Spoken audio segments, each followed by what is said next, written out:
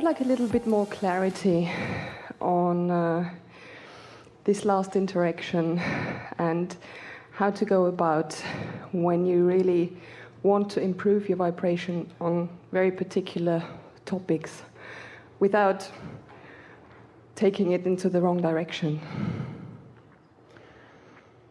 Well, you want to get momentum started in a way that feels good.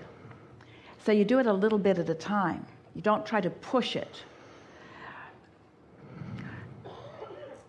There's a process that we've offered for some time called a focus wheel.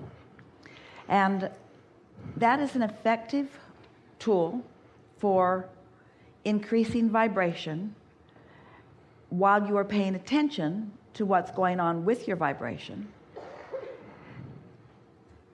However, most of you make effort out of it. We will play with you and we'll show you what to do, and we'll walk you through something if you want to. But we want to begin by reminding you that the universe doesn't hear what you say, the universe hears what you mean. So you want to find the feeling of what you're reaching for first. If you ask yourself about what it is you desire, and you ask yourself, why is it that you want it? Looking for the emotional reasons for it. And then you just stay there in the feeling of those emotional reasons for a little while before you start focusing. That's a good way to get the momentum going in the right direction. And if you do that a little bit now, and then a little bit later, and a little bit later, and a little bit later, you can accomplish quite a bit of momentum going in the direction of what you mean. And then what happens is, when your habit of thought, which is what your belief system is, interferes with the momentum that you've begun deliberately, you can feel it. We used to say to our friends that the reason that we teach meditation is because it makes you more sensitive to your emotions. And so the reason that we teach focus wheels is because it makes you more sensitive to your thinking thoughts that are in opposition to what you really want. All of these are just focusing tools. But we don't want you to get too carried away with it, you see. Do you believe, as we do, leading question, but do you believe from your own experience, has life shown you that unless you're thinking a thought that is negative in nature, that the thoughts that you think are positive? Can you say that?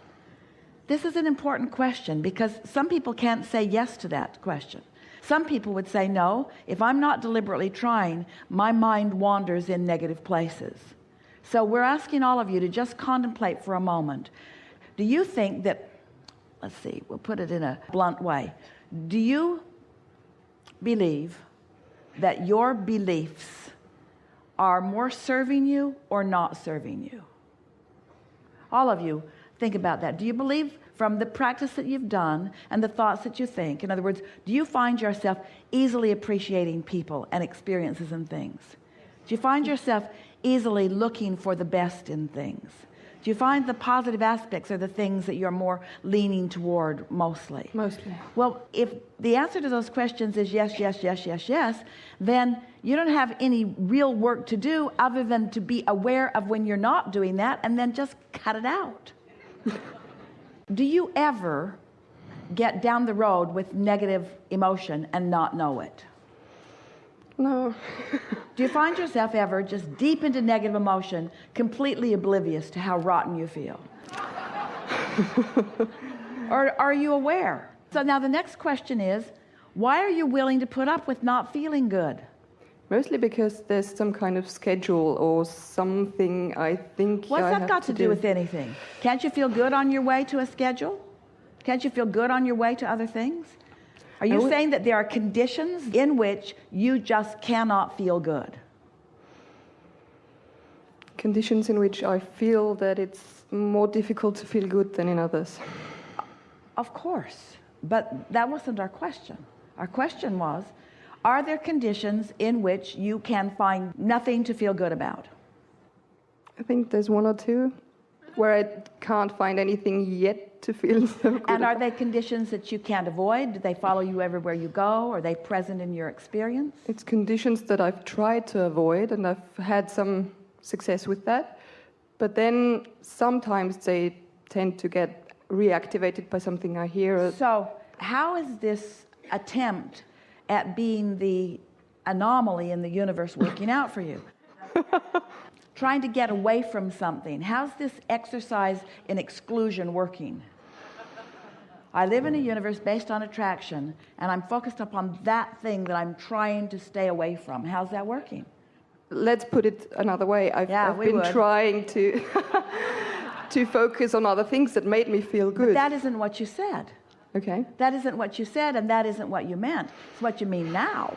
Okay. Everyone relates, and that really is the point that we are making, is that you can't get there from there. There's still a belief within you that you can avoid something. Well, you can't avoid it. It just comes closer. When you identify something that you want to avoid, you activate it in your vibration, and it just shows up and shows up and shows up until it gains momentum. So how do you avoid unwanted things? You just told us, but say it again. Trying to focus on something else? Focus on something that you do want. And so now we're going to ask you the question, and it's not a trick question.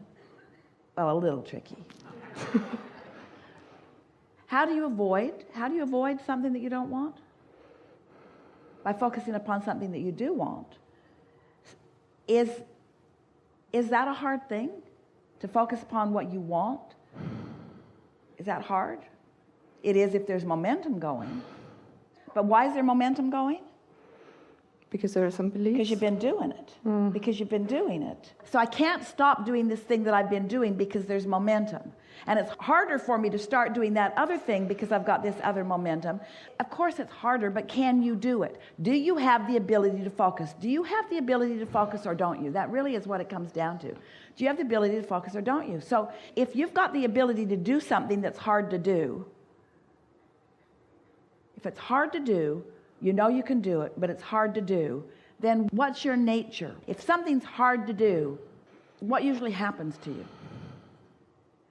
I don't want to do it. You try harder.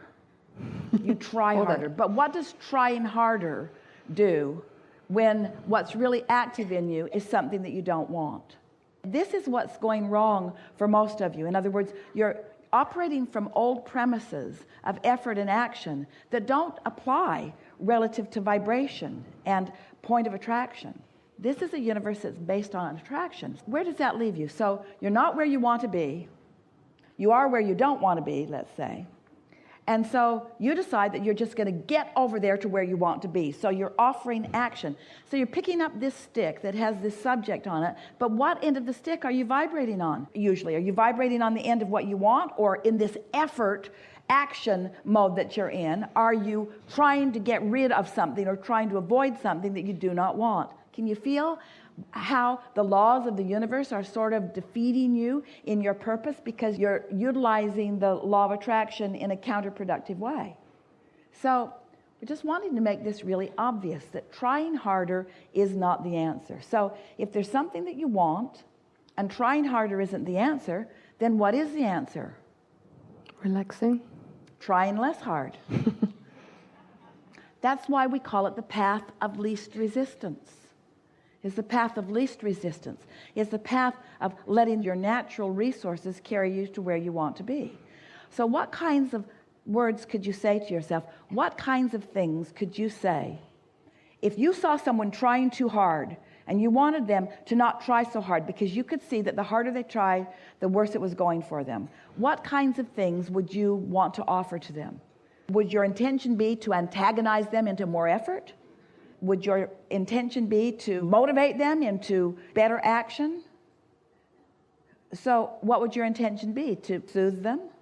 What kind of things would you say to someone, maybe even yourself, who was trying too hard? What kind of things would soothe in a condition like that? Relax, you'll be all right. It's all right. What else? You'll get there eventually. Pretty good. What else? There's probably a solution to this. Pretty good. What else? The solution is in you. You just have to allow it. Now, we're feeling a little more effort in this conversation than is really good for you, which is not surprising because that's sort of the momentum you've got going. So try to take the effort out of this conversation that you are giving to yourself. Try less.